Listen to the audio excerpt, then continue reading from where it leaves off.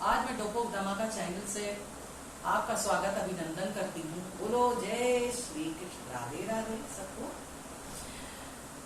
आज मैं पढ़ने जा रही हूँ ऊषा अनिरुद्ध स्वयंवर। अब ऊषा कौन है?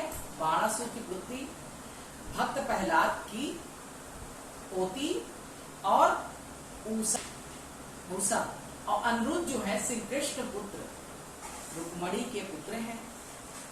तो आज दोनों को विवाह कैसे हुआ और किस तरह से स्वयंवर हुआ, उसमें किस तरह से संग्राम हुआ।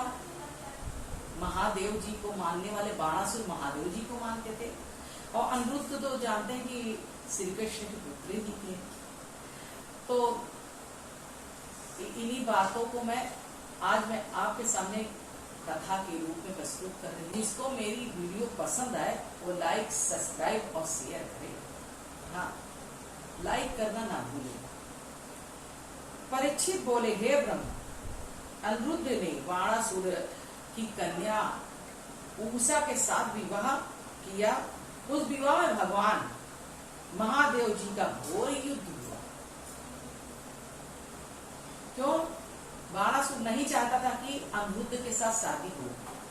तो भगवान शंकर जी का बहुत बड़ा भक्त था, तो उसके लिए भगवान से आवाहन करता है। तो भगवान युद्ध करने के लिए श्री कृष्ण से भी युद्ध होता है। तो दोनों एक दूसरे के सामने युद्ध करेंगे। अब कथा से आरंभ करते हैं। यह कथा आप मुझे कहिए, मैं सुनाने जा रही हूँ। सुखदेव जी बोले, महात्मा बलि राजा के सब पुत्र थे, जिनमें बाणासुर सबसे बड़ा था। उस बलि के वामन भगवान को पृथ्वी दी थी। यह बाणासुर उसका औरस पुत्र था। शिव जी निरंतर परम भक्त था। शिव जी का निरंतर भक्त था। मान बाणासुर का उसका औरस पुत्र, बुद्धिमान, सत्य, अप्रतिज्ञ और दृढ़ नियमों का पालन करने वाला, परम भक्त, मान उदार, बुद्धिमान, पहले शोणितपुर में राज्य करता था। महादेव जी की कृपा से देवता सेवक की भांति उसके पास रहा करते थे। एक समय तांडव नृत्य में 1000 हाथों के बाजे बजाकर महादेव जी को प्रसन्न किया। क्या किया? हजारों हाथ से तांडव करके बाणासुर ने भगवान को प्रसन्न किया। नृत्य करके भक्तवत्सल भगवान महादेव जी मुझसे वर मांगने को कहा। भगवान इतने प्रसन्न हुए महादेव जी, पहले वर मांगो, क्या मांगते हो? उसने उत्तर दिया कि हमारे घर के संरक्षण बनिए। हे भगवान, आप संरक्षण बनिए हमारे। एक समय पराक्रम के मद में उन्मत्त बाणासुर अपने पास रहने वाले शिव जी के चरण बिंदों को सूर्य के समान क्रीट से स्पर्श करके कहने लगा, हे सब लोगों के गुरु महादेव, जिनके मनोरथ है, मैं आपको प्रणाम करता हूँ। आप मुझे जो 1000 हाथ दिए हैं, ये मेरे लिए भर रूप है, क्योंकि त्रिलोक में आपके सिवा कोई भी भार समता करके युद्ध करे या आदि पुरुष त्रिलोक में कोई नहीं है।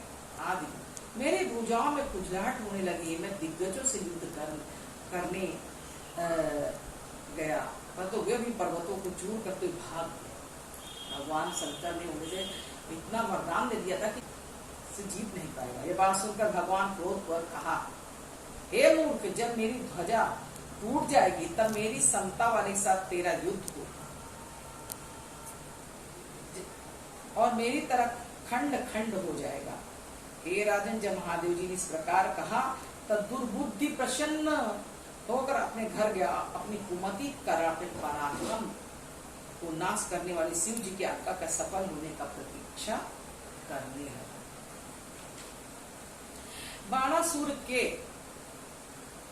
ऊषा नाम कन्या थी। उस सुंदर अनिरुद्ध के साथ स्वप्न में समागम में ये कौन पुरुष है? मतलब उसने देखा, अनिरुद्ध को नहीं देखा, वो कृष्ण के पुत्र को नहीं देखा, बल्कि समागम किया सोते समय। जब उसको ना देखा था और सुना भी नहीं था कि कौन है ये, परंतु निद्रा आ जाने पर उसको वही नहीं देखा और बहुत लज्जित तथा विहल होकर हे कान कहने लगी, तुम कहाँ हो? वो स्वप्न में ही चुपचाप ही देख रहा है। हे कान, तुम कहाँ हो? इस प्रकार कहानी में सखियों के बीच उठ खड़ी हुई। बाणासुर का मंत्री कुभांड था, उसकी कथा का नाम, उसकी कन्या का नाम चित्रलेखा था। बाणासुर की पुत्री उषा और जो कुभांड था, जो उसका मंत्री, उसकी पुत्री से दोनों का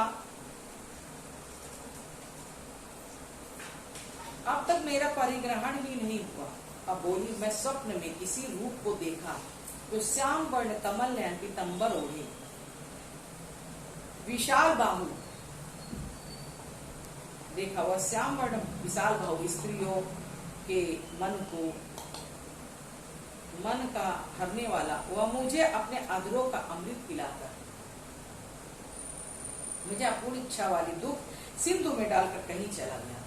वो स्वप्न में ही वार्ता हुआ दोनों, मैं उसी को ढूंढ रही हूँ। चित्रलेखा बोली, यदि चित्रलेखा जो बाणासुर के मंत्री की पुत्री थी, वो यदि वो पुरुष त्रिलोक में गया में होगा तो मैं तेरा दुख दूर कर दूंगी। तूने सपने में देखा है, लेकिन हम तुझे कर, तू अपने मन हरण करता पुरुष को बता दे, मैं उसे ले आऊंगी। सुखदेव जी बोले, इस प्रकार चित्रलेखा ने पट चित्र बनाने प्रारंभ की। पहले फोटो, आजकल फोटो खींचती हो, चित्र द्वारा ही उसका स्वरूप बनाया, जैसे उसने बखान दिया। देवता गंधर्व सिद्ध चारण पन्नग दैव विद्याधर यज्ञ तथा मनुष्यों के चित्र बनाए तथा मनुष्य कृष्ण विष्णुओं में क्रमशः उषा प्रभु को अपना ससुर मानकर लज्जित हो गए। हे राजन, फिर जो अनिरुद्ध का चित्र बनाया उसे देखकर लज्जा सहित सिर झुकाकर मुस्कुराकर उषा ने कहा, हाँ यही है। तब योग जानने वाली चित्रलेखा उनको श्री कृष्ण का पुत्र जानकर महाराज श्री कृष्ण से संरक्षित द्वारका में जाकर अनिरुद्ध पलंग पर सो रहे थे। चित्रलेखा योग बल से उन्हें सोनीतपुर में उठा लाए। जब अपनी सहेली को जब बता दिया तो वो योग दो उनको उठा लेके आई, उसके प्रीतम का दर्शन कराया। उषा अत्यंत सुंदर अनिरुद्ध को देखकर प्रसन्न मुख हो गई। पुरुषों के दृष्टि न पड़ सकने वाले अपने घर के उनके साथ रमण करने लगी। मतलब जो पुरुष उनको देख न सके और वो एक बार की घर के अंदर रमण करने लगा, उसके साथ सोने बैठने लगा। वह अमूल्य वस्त्र, माला, सुगंधित पदार्थ, धूप, दीप, आसन, आर, भोजन, भक्ष, मधुर वचन कर सेवा उनकी पूजा करने लगी। तब स्नेह वाली उषा के द्वारा जिनकी इंद्रियां हरण हो चुकी है, ऐसे अनिरुद्ध उस कन्या का अंतःपुर छिप कर रहने लगे और समय व्यतीत होने पर उन्हें भास न हुआ। अनिरुद्ध के साथ संयोग से कन्या व्रत जिसका हरण चुका, उस समय प्रसन्न कन्या को छिपने वाले लक्षणों द्वारा पहरेदारों ने ताड़ लिया। उन्हें आकर बाणासुर से कहा, उसको अपनी कन्या का दुराचार दिखाई पड़ा, जिससे अखंड रूप से पहरा देते हो आपकी कन्या को ऐसी भाल करते हैं, उसे कोई पुरुष देख भी नहीं सकता। समझ नहीं आता वह कलंक कहाँ से लग गया। जिस लड़की को कोई देख न सके उसे कैसे देख रहे हैं और कैसे उसके साथ साथ अंदर रह रहे हैं। कन्या के घर आया और अनिरुद्ध को देखा, जो कामदेव के पुत्र संसार भर में सुंदर श्याम वर्ण कमल नयन पीताम्बर पहने तथा लंबी भुजा धारण किए थे, जिनका मुख रंगा था तथा वह चमेली के फूलों की माला वक्ष स्तर पर धारण किए हुए थे। कामदेव के पुत्र ऐसे अनिरुद्ध को अपनी कन्या आगे देखकर बाणासुर अचरज करने लगा। बाणासुर अपने योद्धाओं के लिए उस घर में घुस गया, योद्धा लोग को लेकर घर में घुस गया। तब आया देखकर अनिरुद्ध बेदंडधारी यमराज के तरह लोहे की परिधि उठाकर मारने की इच्छा से उठा और खड़े पकड़ने की इच्छा करके चारों ओर से आते उन योद्धाओं को इस प्रकार मारने लगा जैसे बड़ा सुनकर कुत्तों को मारता है। जब वो मार खाए हुए योद्धा अपने सिर फूट जाने तथा हाथ पर टूट जाने से घर छोड़कर भागने लगे। अनिरुद्ध को इस प्रकार अपनी सेना का संहार करते देखकर क्रोध पूर्वक बाणासुर ने नाग पास डालकर पकड़ लिया। इनका बंधा हुआ देख शोक तथा क्रोध से विहल हो उषा आंखों से आंसू बहाती हुई अत्यंत रुदन करती। इस तरह से अनिरुद्ध को अपने मोह पास में अपने द्वारा बांध लिया बाणासुर ने, ये मेरी पुत्री के साथ में घर में कैसे रहेगा। और इसके बाद में मैं आपको अगले हफ्ते ये अनिरुद्ध और उषा की स्वयंवर का पूरा व्याख्यान सुनाऊंगी। इन्हीं बातों से मैं अपनी बातों को विराम दे रही हूँ। सब्सक्राइब करिए, लाइक करिए और शेयर करिए, आपसे यही निवेदन है। और बोलो वृंदावन बिहारी लाल की जय।